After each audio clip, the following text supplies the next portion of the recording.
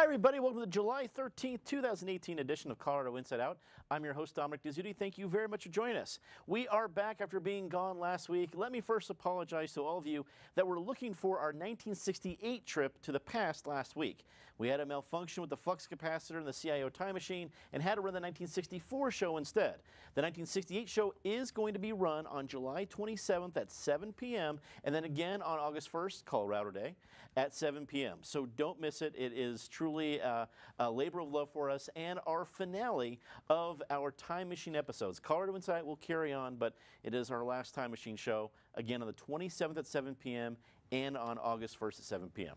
Okay, let's get a quick take on President Donald Trump nominating Brett Kavanaugh to the Supreme Court to replace the retiring Anthony Kennedy. Patty Calhoun from Westward. We've been off for a couple weeks. We haven't had a chance to tackle this yet. We knew that Anthony Kennedy was retiring last time we spoke in June, but now we know who will at least be submitted as the nomination for confirmation. Do you expect a big confirmation fight over Brett Kavanaugh? Did you watch the FBI hearings over the last 2 days? Of course it is going to be a huge, huge fight. I hope no one impugns his relationship with his wife, but it is going to be ugly. Really, with Neil Gorsuch, I think we got the best that anyone who didn't vote for Donald Trump could assume we would get. I'm a little concerned when he says, you know, judges don't make law. Well, clearly, according to the ACLU and many others, judges have made law, especially in the case of First Amendment free speech issues. So we got a long time, maybe 30, 40 years to see how he does. David Kopel from the Independence Institute and DU Law School. You are our esteemed lawyer at the table. I saw something on social media about you being a fan of a dissent opinion that Brett Kavanaugh wrote before. Illuminate us there and your opinion of the nomination. Well, he cited my law school textbook in his dissenting opinion on a Second Amendment case. So, of course, I think he's a genius. And he's only the second justice in Supreme Court history to have cited me before coming on the court. You know, after that happens more commonly, but he's only the second to come in with such a fine record. Nobody in the history of the Supreme Court has ever been as good in the First Amendment as Justice Kennedy. But Kavanaugh's record on the D.C. Circuit is very, very strong on that issue. I think he's exceptionally well qualified. Of course, people can disagree with his judicial philosophy. If they want to vote against him for that, that's fine. You know, that's what the Senate's advise and consent duty can include. I think it's ridiculous for people to get into character assassination and conspiracy theories and things like that. You don't need to go that and further degrade our political discourse. If you want to vote against him because he's not going to be a reliable upholder of Roe v. Wade, for example, among other things, go ahead, but skip the lunatic stuff. Eric Sonderman, political analyst. Let me ask you this, Eric. Do you think the fight through the confirmation will be more about actually fighting to keep Kavanaugh from the court, or will it be about Democrats really ginning up the base for November 2018? I think that's all spaghetti and that you can't pull it apart. The answer is yes to both of those. But don't forget that as Democrats gin up their base, the Republican base also gets ginned up through this process, because Supreme Court appointments are probably the main thing that drew that base to Donald Trump in the first place, and he seems to be delivering on it. I am thankful for periodic Supreme Court nominations these days for one main reason, because they put in bold relief the hypocrisy of both political parties. I mean, there is just no principle anymore. You know, whether it's the Merrick Garland thing, which is the Democratic fallback line, whether it's the Biden rule, where he enunciated about election years. We can go back to Robert Bork. This is a death battle. There is no principle involved. You made reference, I think, or David, to lunacy or lunatics. There'll be plenty of substantive debate and argument here, but there will be plenty of lunacy involved, fed by various websites or whatever. Democrats regard this as an almost existential threat. I think we are heading to a time, sadly, where perhaps the only Supreme Court justice, a nominee who can get confirmed, is in a situation where the president and the Senate are controlled by the same party. If this Senate was flipped one vote the other way, two votes the other way, I don't know that Kavanaugh would have a chance. And to some extent that comes home to roost under Republicans, and how McConnell treated Merrick Garland. If we're going to rein in the Supreme Court here, maybe we can become a little less litigious and prioritize the other two branches of government, the legislature and the executive, but that's not likely to happen in my lifetime. Krista Kafer, a columnist of the Denver Post. It's great to have you back on the panel. Speaking of the Denver Post, you wrote a great piece talking about what a lot of people are talking about with this nomination, which is Roe v. Wade. Share a little bit about it and give us a snippet or two from your opinion there and what you think about the nomination so far. I think about 45 years ago, the court ruled that an unborn child basically has no rights that a grown person is bound to respect. And that a lot has happened since that court decision. I think it is totally ripe for review. But even if Kavanaugh votes to overturn Roe v. Wade, we're still going to see abortion in this country. I mean, think about it this way. Abortions have been done, infanticide has been done since time immemorial. I mean, people get rid of unwanted children. What do we do if Roe v. Wade goes under? Well, it goes back to the states, and then you've got those battles at the legislative level. So I don't think there's really anything to worry here, whether you support Roe or don't support Roe. Kavanaugh's seat on the Supreme Court isn't going to matter as much as people say it is. But I will have to say this: there's some dark things that have come out about the man. I mean, he has racked up bills on baseball tickets. That's, you know, baseball, heroin. I mean, that's tough, right? Also, he ate spaghetti with ketchup in high school or college, and I think these things could be deal breakers. The spaghetti with ketchup, holy smokes, I had no idea. Deplorable, isn't it? Where is the press in America? No, I love being tongue-in-cheek about this, but you know somewhere out there is a complete conspiracy theorist going, spaghetti with ketchup. But that's all they dug up. Yeah. If that's all you've dug up, if you're making hay over baseball tickets and ketchup, I think this man is going to get through the nomination process just fine. Hey, Dominic is Italian. That's true. He's already lost my vote. I mean, the spaghetti and ketchup, that's a deal breaker for me. But again, my vote's pretty small in the nomination process.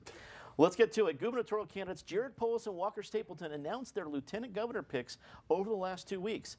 Both candidates chose state lawmakers. Diane Primavera will join Polis on the Democratic ticket, while Lang Sias will join Stapleton on the Republican ticket. Patty, more news came out about the Lang Sias pick only because of how the pick was presented. A little bit of Hollywood and talking points and not doing it over July 4th. But when it comes down to it, do either lieutenant governor pick matter when it comes to November 2018? No. But interestingly, I mean, this is a position that until John Hickenlooper became governor really was kind of a place filler. Didn't do much except usually created some controversy over something completely inane, like Lieutenant Governor Mike Callahan, who invited Native Americans to eat Thanksgiving dinner in a Mayflower van outside the Capitol. That was the kind of thing lieutenant governors were doing. One wanted to invest in Kenny Rogers Roasters. We've had one made up, yeah, also Callahan, one made up a fake KKK incident. So we've had a lot of bad situations with lieutenant governors. We've also had great ones with Donna Good, who is doing, she might not have come close to being the gubernatorial candidate. Donna Lynn, sorry. Donna Do-Gooder-Lynn. Donna Do-Gooder-Lynn, thank you. Nice. Well, and Good Tattoo Lynn, she has been doing a great job as basically the chief financial officer for the state, and it shows that with the right people can do a good job as lieutenant governor. She followed in the footsteps of Joe Garcia, who did a lot for education, was a great, coolest lieutenant governor ever. So I don't see either of these coming close to being the coolest lieutenant governor ever. Clearly, Polis had in mind someone who would not only bolster the ticket, but get involved in one of his key issues, which is health care. Diana Primavera has an incredible backstory there. The case of Walker Stapleton just continues to show that he's doing a lot of bumbling on these announcements. Why you wait, even if it was a top secret agreement he had to not reveal his candidate during the 7 days he was supposed to legally under state law, the end result was not worth the wait, and especially not when his handlers leaked by accident all the comments supporters were supposed to tweet about what a great pairing this was. So a real stumble out of the starting gate for Stapleton. David, as you see the announcements both with Diane Primavera and Lang Sias and how they were made, does any of that tell you something about Polis or Stapleton that is important as we get to November? Yes, I think it shows good decision-making ability on both of them in being responsible about choosing someone who, if something happened to the governor, like getting appointed to a cabinet position, which has happened in the past, that this would be a person who's qualified to step in and take over as governor. In addition, when the governor is out of state, the lieutenant governor becomes acting governor, and so you want to have somebody who's got the ability to do that. As Patty said, the lieutenant governor's office has, over, say, the past 60 years, been mixed in the quality of folks in it. In Dick Lamb's first term, which Eric remembers, when Dick Lamb was out of town, George Brown became the acting governor and immediately issued a bunch of pardons, which Governor Lamb ultimately ended up rescinding. Polis wins on the name side because Polis Primavera sounds like a great Italian dish at a restaurant, which you would not put ketchup on unless you were some kind of Georgetown Philistine, but they're not as sophisticated as Coloradans, obviously. In addition, both of them have very well-respected state legislators, and that covers a gap that both Polis and Stapleton have. They both have extensive records in public service and public office, but neither had served in the Colorado legislature. In Colorado, the legislature has a lot of power relative to the governor, more so than in some other states. And so someone who knows how to work with the legislature is a very good asset as lieutenant governor. Eric, when you see these announcements, do either of them bring assets to the campaign that we'll notice? That I think I saw something about Lang Sy's hopes to bring in Jefferson County. Jefferson County isn't represented by one person, so that's difficult to do. But do either Primavera or Sias do something to bolster the ticket that you can see making a difference when we're talking about this in November? No, at least at surface glance. I mean, let me make 3 points and let me try to do it real quickly. One, in terms of the respective rollout, I think I agree with what's been said. The whole Walker-Stapleton, I've got a secret, I'm not going to tell you for a week, just seemed weird. Yes, it was a nice press event out over at Wings Over the Rockies when they ultimately had it. But, you know, Polis wins on the rollout. He did it in the mandated time frame, et cetera. In terms of the 2 people picked, I actually think, you know, maybe Stapleton wins slightly. I'm not overwhelmed with the Polis selection. Diane Primavera, by all accounts, has an interesting life story. But in terms of picking somebody who could potentially be a governing partner, or if not a partner, at least a substantial governing asset, Lang Sy's has, to my thinking, more serious policy chops. So maybe he gets a point there. Point number 3, does any of it matter? I don't think so. I would hazard a prediction that we'll be sitting around the CIO table on the Friday after the November election, and whoever wins and whatever reasons we ascribe to that victory, the lieutenant governor will not be part of the calculation. It's going to be fun to talk about on November 12th. Krista, just give us your analysis of what we've seen so far, not only with just the names involved, but the process, and does any of this make an impact as we move forward? I don't think it makes any impact. I think Eric's right. There are other factors in play. And then, of course, my pasta joke was stolen, so I can't use that. But I will say this, Lang Sy was a really good choice. He's thoughtful. He's got a real moderate temperament. He's despised by that lunatic Dudley Brown. He is just a really great guy. And so I think bringing, you know, and then perhaps having a more senior statesman at that seat to kind of help Walker Stapleton with maybe some of these messy rollouts and kind of getting things a little bit more orderly could be a good thing. The Denver Police Department has opened an internal investigation into an incident where the editor of the Colorado Independent and a regular contributor at this roundtable, Susan Green, was handcuffed and detained after taking pictures of police interacting with a man on a sidewalk. David, you've offered some interesting analysis here as our esteemed lawyer. Give us some of the legal background that our viewers need to know. Well, the interaction with a man was a man who was naked except for like a little sort of loincloth, sitting on the ground, handcuffed on Colfax, which has long been the wickedest street in the Rocky Mountain region. And so she happened to be coming by and thought that was pretty interesting. She's a journalist, and so she got out her cell phone and began filming it, and then got into an argument with the cops, and she herself ended up in handcuffs. I think there's a conflict of laws here. On the one hand, there is Colorado's 2015 law, whose lead sponsor was State Representative Joe Salazar. which plainly says that anybody has the right to film the police in a public place as long as they're not interfering with what the police are doing. That's very clear. But there's another law which the police officer in his argument with Susan Green referenced, which is called HIPAA, Health Insurance Portability and Privacy Act. And that says if you're a covered entity under HIPAA, you have to protect the privacy of patients. In fact, New York City, a New York hospital just got a $2 million civil lawsuit against it, which they ended up paying because they'd allowed patients there to be filmed without their prior consent. I will say the law enforcement officers in my family don't routinely roll out HIPAA as some like pretext for whatever they're doing, and they wouldn't think about it at all unless they'd been trained in that. So I suspect this officer had training. According to what he said, this was a medical thing they were dealing, and yeah, the guy was in handcuffs, but if you're naked on East Colfax, maybe you're having some mental problem or something, and handcuffing is for everybody's safety, including that individual's. Is the Denver Police Department what's called a covered entity under HIPAA? Well, it's part of the Department of Public Safety, and I went to the federal government website, which gives you the test to see, are you covered by HIPAA? Which is A, do you provide medical services? Certainly yes, the Department of Public Safety does that to people in the jail. Even police officers are also trained to provide basic medical services. B, do you transmit electronic medical records?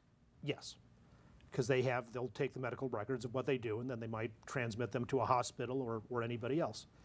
And if that's it, then you're covered by HIPAA. So it may be this officer was trained in HIPAA and thought he had to protect the privacy of this guy being filmed without consent. There's going to be an investigation, which there should. But this is another example of what another guest on our show, the late Ken Gordon, said, based on his experience as an attorney. Someone comes into your office and tells you one story. Before you, as a lawyer, decide where you're going to go on the case, don't just jump off on hearing one side of things. Eric, I think we ought to be grateful that we probably have a couple credit hours now of law school training that now we've received from David, which I'm very grateful for. But politically, if you're the new Denver police chief and you're just getting used to your new offices and getting assignments, and here you go, chief.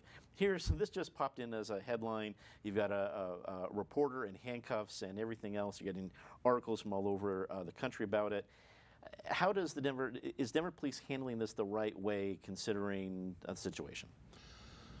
Let me start with happy birthday to Susan Green. Today's her birthday, so and kudos to Susan as well for really being so dogged on this particular issue. I don't think she ever expected driving down Colfax that day to become the story as opposed to the person writing the story, but indeed she became the story. No, this is not what the Denver Police Department needs.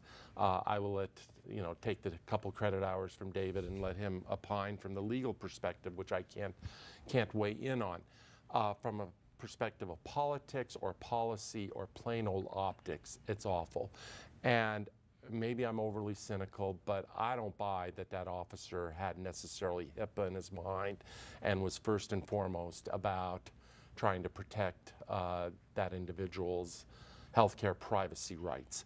I think this is emblematic of too many incidents within the Denver Police Department over the last several years, as well as other police departments around our state and around the country, of trying to throw their weight around, and I think they picked the wrong person to throw their weight around. We'll see what their internal investigation reveals. We'll see whether they try to justify it and defend it or cop to it.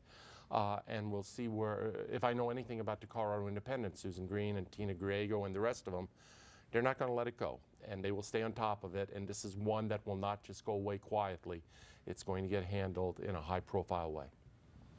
Krista, you've also taught at various universities about media and press and a variety of other issues. You're getting handed this situation. You're going to talk to your students about it. What are the headlines? What do we need to know about what's going on here with the journalists and the police and everything in between? I would say I have sympathy for both groups here. I mean, Susan Green was doing her job, and she knows that many mentally ill people have been either received abuse or just simply not gotten the service they've needed in jails, not just in Colorado, but across the country. And so she was looking out for that man. On the other hand, keeping his privacy, they're waiting for the ambulance to come. I could see the frustration on the part of the police.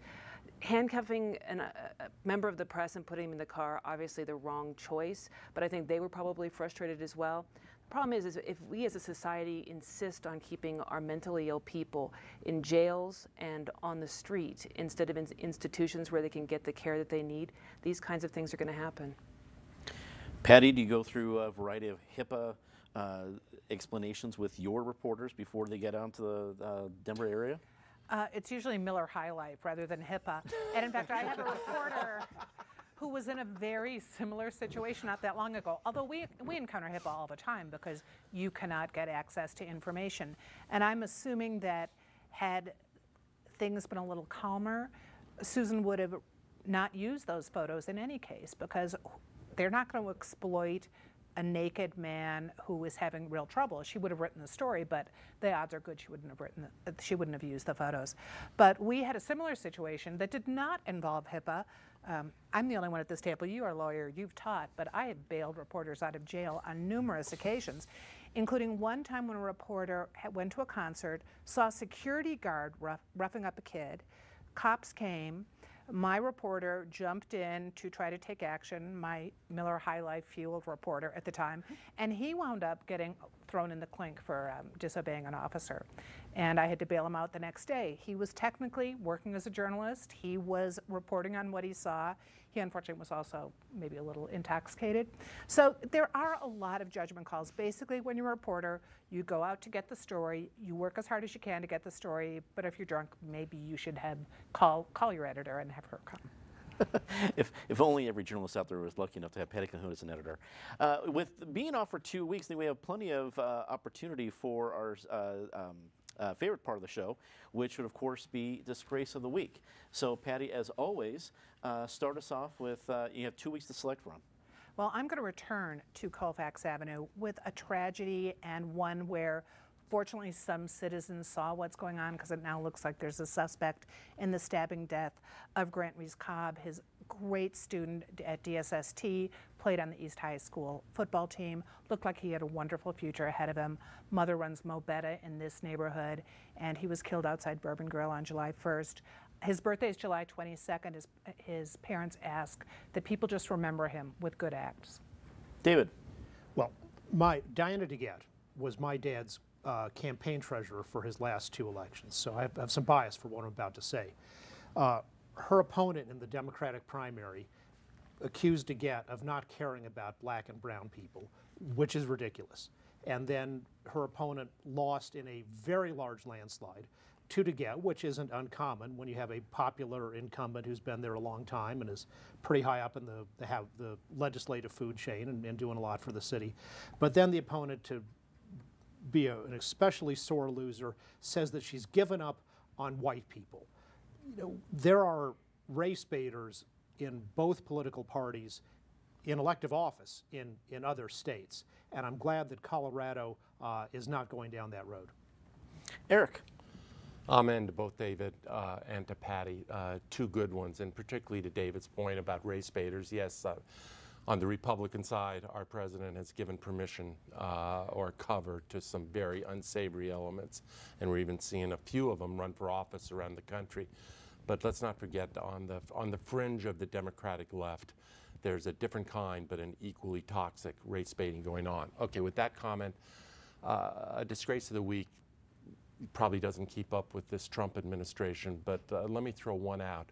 Why in the world was it necessary for the Trump administration to weigh in on behalf of the baby formula industry with to try to tank a resolution at the World Health Organization, just a resolution, not of any binding consequence, in support of the value and importance of breastfeeding?